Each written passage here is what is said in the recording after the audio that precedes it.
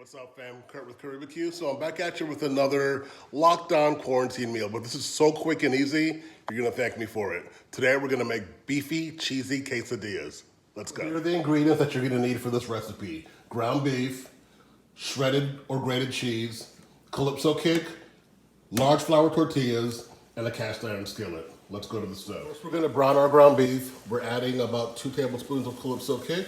Depends on how spicy or not spicy you like it. Once your ground beef is nice and brown, we're gonna go ahead and drain the fat off and go on to the next steps.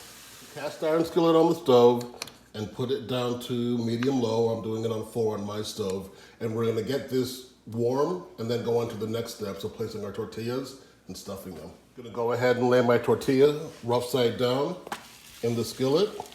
Turn that down a little bit. I'm only gonna do these and fold them in half, so I'm gonna put a base layer of cheese, kind of like that glue down there. Then we're gonna add ground beef. And then we are going to add a top layer of cheese.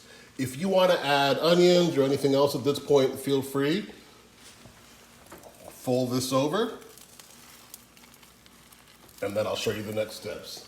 Using a spatula, you're gonna go ahead and press down and make sure that everything's melting in the middle. You're gonna probably keep it for about a minute or 2 on each side or until it's nice and brown. Then we're gonna flip it over. We're gonna go ahead and flip this over ever so carefully and let it brown for another 2 to 3 minutes on low on this side. After you've made several of these, you just wanna go ahead and cut them into triangles and serve. There you have your beefy, cheesy quesadilla. Hey, you guys stay safe out there. Like, comment below. Let us know what you think. Kurt with Caribeque, out.